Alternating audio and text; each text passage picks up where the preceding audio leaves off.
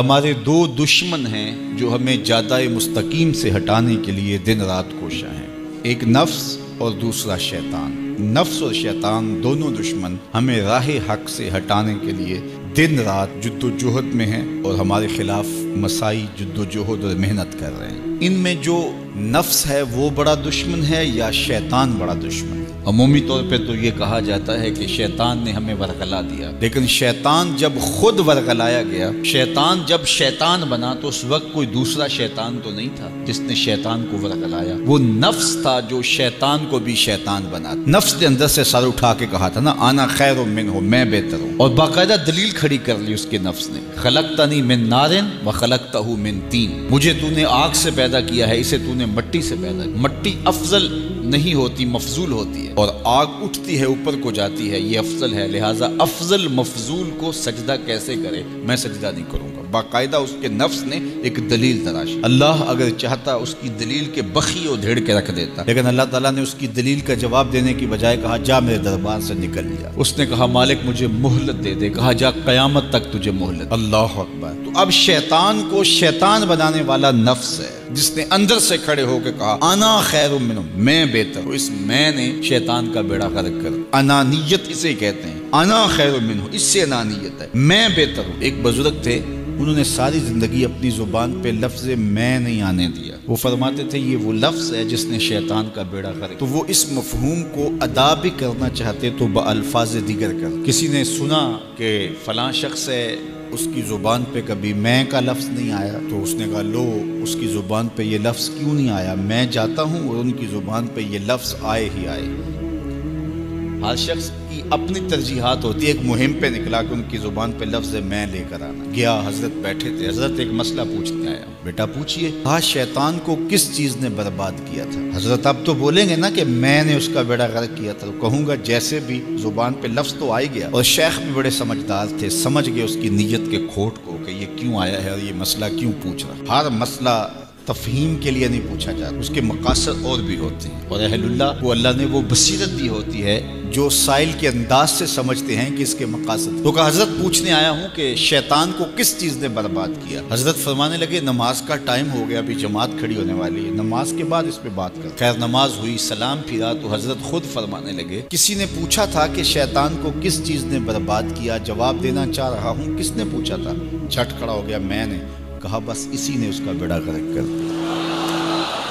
تو انانیت میں جو ہے یہ شیطان کو شیطان بنانے والی، نفس جس نے اندر سے سر اٹھایا اور کہا انا خیر منہ، میں بہتر ہوں، تو یہ شیطان کو شیطان بنانے والا نفس ہے۔ تو نفس شیطان سے بھی بڑا دشمن۔ اب ہمارے ساتھ دو بڑے دشمن لگے ہوئے، ایک شیطان اور دوسرا نفس، اور دونوں ہمارے باطن کو اجاڑنے کے لیے، ہمارے من کو بے چراغ کرنے کے لیے، ہمارے اندر کی روشنیاں بجھانے کے لیے دن رات کوشاں۔ ایک تنہا ناتواں اکیلی جاں، دو دشمنوں کے نرغے میں، اور دونوں دشمن بڑے تگڑے اور بہت طاقتور، اور ہر وقت ہمارے اوپر حملہ آور۔ الشیطان جاسم علی قلب ابن آدم فاذا ذکر اللہ خنس وَإِذَا غَفَلَ وَسْوَسَ۔ حضرت نبی رحمت صلی اللہ علیہ وآلہ وسلم نے ارشاد فرمایا شیطان اولاد آدم کے دل پہ قبضہ جماتا ہے، اور جب بندہ غافل ہوتا ہے تو یہ وسوسے ڈالتا ہے، اور جب بندہ اللہ کا ذکر کرتا ہے تو یہ بھاگ جاتا ہے۔ تو شیطان وسوسہ اندازی کرتا ہے، باطن کو اجاڑتا ہے، من کو لوٹتا ہے۔ نفس اور شیطان دو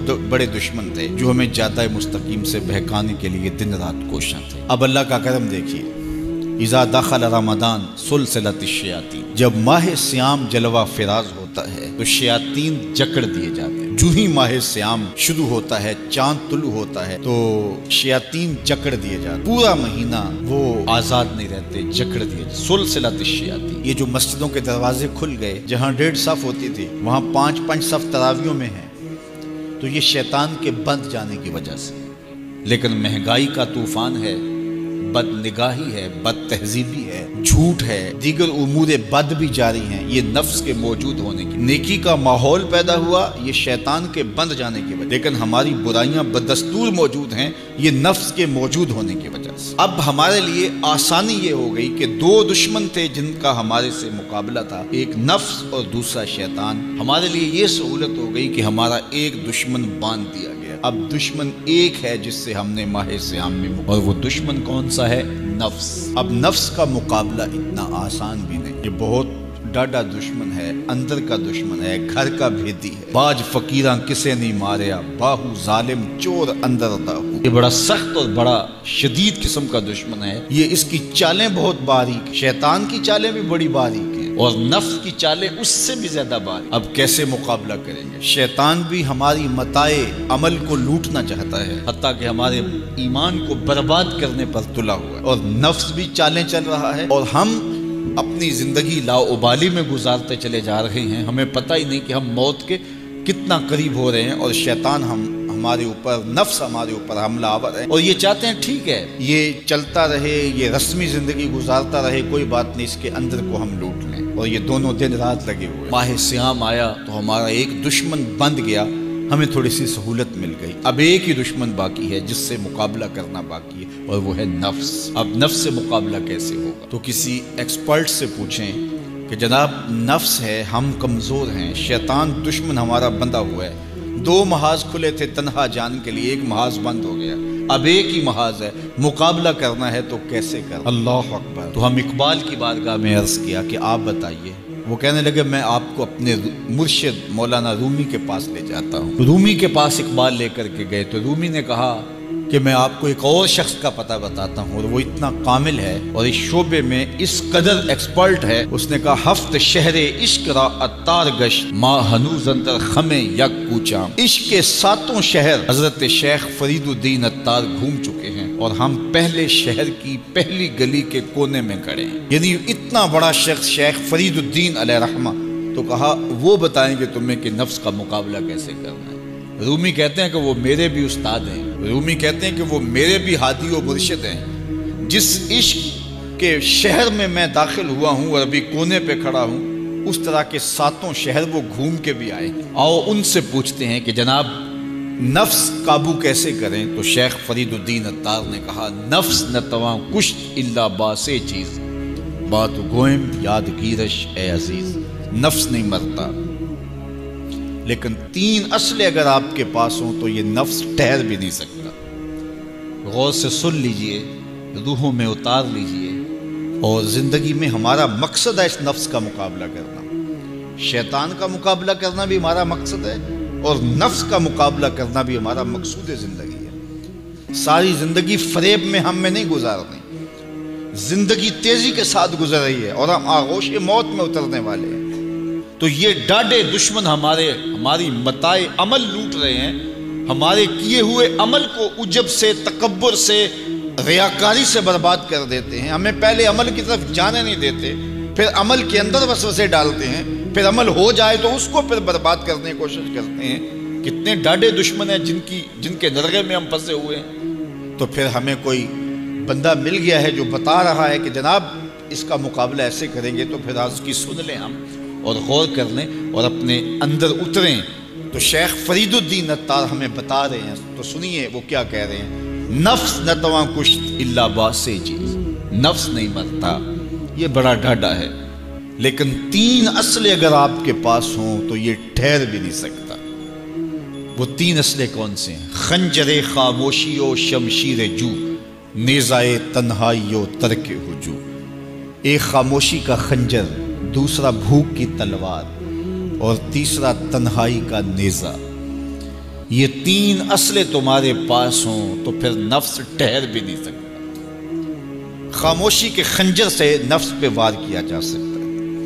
मेरे और आपके आका मौला ने फरमाया मन सामेता नजा, जिसने खामोशी इख्तियार की वो नजात पा गया। हमारी जिंदगी के जितने भी बुरे आमाल हैं, उनमें से सबसे ज्यादा बुरे आमाल हमारी जुबान करती है। हमारे हाथ भी गुनाह करते हैं, किसी पे जुल्म करें तो गुनाह करते हैं। हमारे पाँव भी गुनाह करते हैं, बुराई के अड्डे पे चल के जाते हैं। हमारी आंखें भी गुनाह करती हैं, हमारी सोचें भी गुनाह करती हैं। हम हराम कमाएं खाएं तो पेट भी हमारा गुनाह करता है, लेकिन सबसे ज्यादा गुनाह हमारी जुबान करती है। झूठ ये बोलती है, गीबत ये करती है, बोहतान ये लगाती है, गाली गलोच सब्बो शतम ये करती है, गिले शिकवे का अंदाज, नाशुक्री का लहजा ये इख्तियार करती है। इसीलिए मेरे और आपके आका मौला ने फरमाया जो तुम्हारे 2 जबड़ों के दरमियान है, यानी तुम्हारी जुबान, اور جو دو ٹانگوں کے درمیان ہے تمہاری پارسائی کی جگہ، ان دو چیزوں کی تم مجھے ضمانت دے دو، میں محمد تمہیں جنت کی ضمانت دے دیتا ہوں۔ تو اپنی زبان کی حفاظت کرنی ہے۔ دیکھیے یہ سننے کے لیے چیزیں نہیں ہیں محض، بلکہ ان پر ہم عمل کریں، اور آج سے ہی دیکھیے یہ موسم رحمت ہے، رحمت کی برکھا برس رہی ہے، اور یہ موسم نور ہمارے سیکھنے کے لیے ہے۔ تو ہم اپنے نفس کو کیسے قابو کریں گے؟ دو دشمن تھے، ایک بندھا ہوا ہے، چھوٹ کے کچھ نہیں کر سکے گا اگر نفس کو قابو میں کر لیا۔ اور اگر ہم نفس کنٹرول نہ کر سکے، وہ تو جہنم کی آگ میں اور زنجیروں میں جکڑا ہوا پیچو تاب کھا رہا ہے کہ یہ جو ٹوپیاں پہنے ہوئے مسجدوں میں جاتے ہو نا، میں عید کے دن نپٹ لوں گا تم سے، وہ تو اور نفس کے ساتھ مل کے ہمارا بیڑا غرق کرے گا اور ہمیں اور دور کر دے گا، اور ہماری باطنی اساس اور بنیاد اور کمزور کر دے گا۔ اس لیے ضرورت ہے کہ ہم اپنے نفس کو ان دنوں کے اندر کمزور کریں۔ اس کا پہلا نسخہ کیا ہے؟ خاموشی کا خنجر۔ آپ جب خاموشی اختیار کریں گے، زبان کو صرف ضرورت کے لیے استعمال کریں گے، تو پھر نتیجہ کیا ہوگا کہ آپ کے گناہ بہت کم ہوں گے، جھوٹ کم ہوگا، غیبت نہیں ہوگی، بہتان تراشی نہیں ہوگی، دیگر اعمال جو زبان کے ذریعے سے صادر ہوتے ہیں، اور ہم گناہوں میں اضافہ کرتے چلے جاتے ہیں۔ تو زبان کو اگر کنٹرول میں کر لیں گے، اللہ اکبر، حضور علیہ السلام نے زبان کے کنٹرول کرنے کی تلقین کی، اور یہ بغیر ہڈی کے گوشت ہے، اس کو سنبھال لیا جائے۔ 32 دانتوں میں جکڑ کے رکھی گئی زبان ہے، لیکن یہ پھر بھی قابو میں نہیں رہے۔ اس کو کنٹرول میں کر لو، اس کو قابو میں کر لو۔ ایک روایت میں آتا ہے جب صبح ہوتی ہے تو سارے اعضائے بدنیاں زبان کے آگے ہاتھ جوڑتے ہیں کہ بی بی تو نہ کچھ کرنا، تیری وجہ سے ہم سزائیں کاٹیں گے اور اذیتیں پائیں گے۔ تو زبان کو قابو میں کرنا، اور اس کا علاج کیا ہے؟ خاموشی۔ من صمت نجا، جو خاموش ہوا وہ نجات پا گیا۔ خنجر خاموشی، خاموشی کا خنجر ہو تو نفس کے لیے بہت بڑا وار ہے۔ دوسری بات، شمشیر جو، بھوک کی تلوار۔ بھوک کے ذریعے نفس کشی ہوتی ہے۔ نفس کا مقابلہ بھوک سے ہم کر سکتے ہیں، چونکہ جب بھوک ہوگی تو اس وقت بہت ساری خواہشات جو ہیں وہ دم توڑ جائیں گے۔ اللہ کے محبوب علیہ السلام کا ایک فرمان سنیے، بالخصوص نوجوانوں کے نام۔ یا معاشر الشباب من استطاع منکم الباء فلیتزوج فإنہ اغض للبصر واحسن للفرج فمن لم یستطع فعلیہ بالصوم فإنہ لہ وجاء۔ فرمایا اے جوانوں کے گروہ، تم میں سے جو نکاح کرنے کی طاقت رکھتا ہے وہ دیر نہ کرے، جلدی نکاح کر لے۔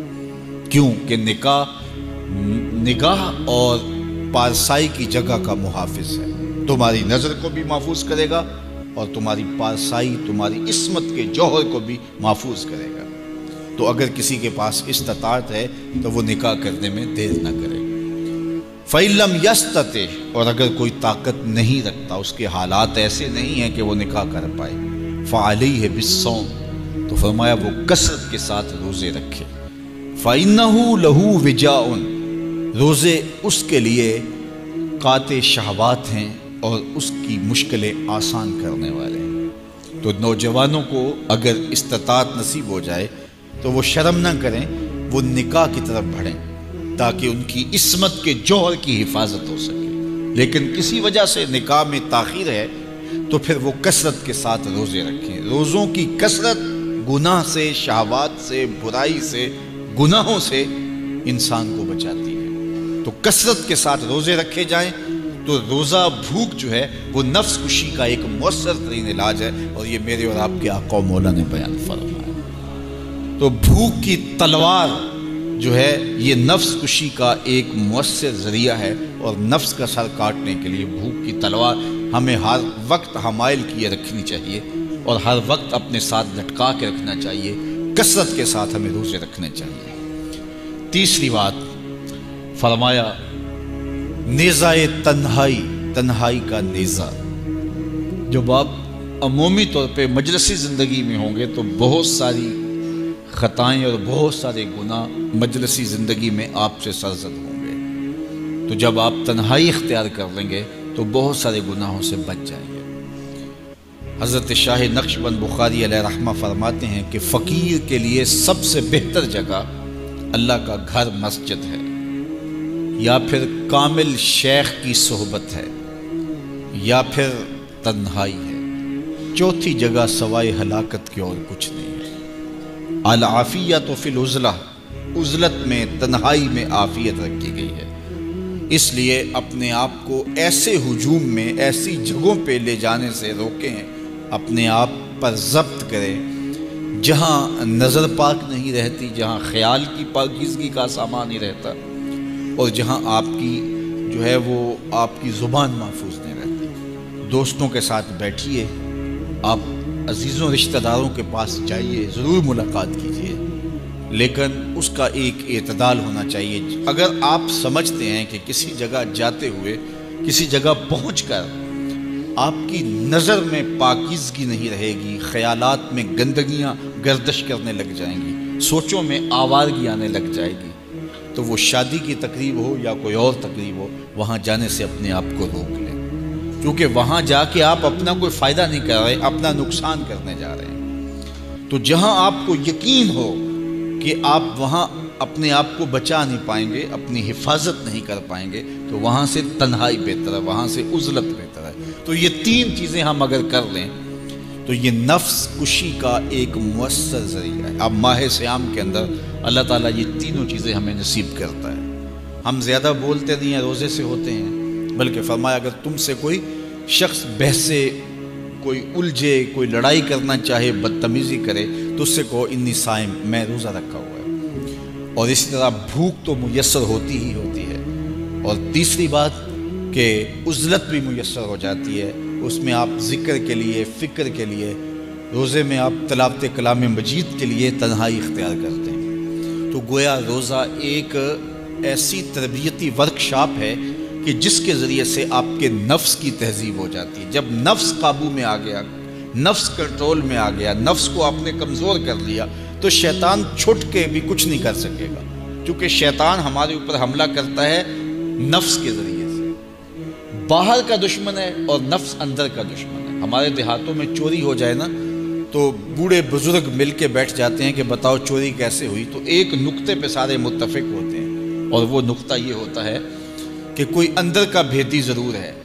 جب تک کوئی اندر کا بندہ نہیں تو باہر سے کوئی آ کے از خود چوری نہیں کر سکتا، تو کوئی اندر کا بندہ ضرور موجود ہے۔ نفس اندر کا بھیدی ہے اور شیطان باہر سے آ کر حملہ آور ہونے والا ہے۔ اس لیے شیطان کو اندر آنے کا موقع نفس دیتا ہے۔ نفس کو ہی کمزور کر لیجئے، وہ آپ کا ساتھی بن جائے، نفس امارہ، نفس مطمئنہ بن جائے، اور وہ نفس جو برائی کا حکم دیتا ہے وہ نفس امارہ کہلاتا ہے۔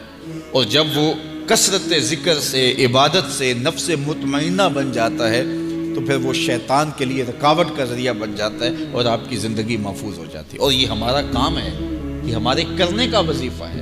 دیکھیے حضرت انسان کو اللہ نے اختیار دیا، زندگی دی، فہم دیا، ادراک دیا، گناہ کی قوتیں اور نیکی قوتیں ساری اس کے ساتھ لگی ہوئی ہیں۔ اس نے صرف ایک لا ابالی شخص کی طرح زندگی نہیں گزارنی کہ جو سامنے آ گیا کھا لیا اور جو زبان پہ آ گیا بول دی، ایسا نہیں ہے۔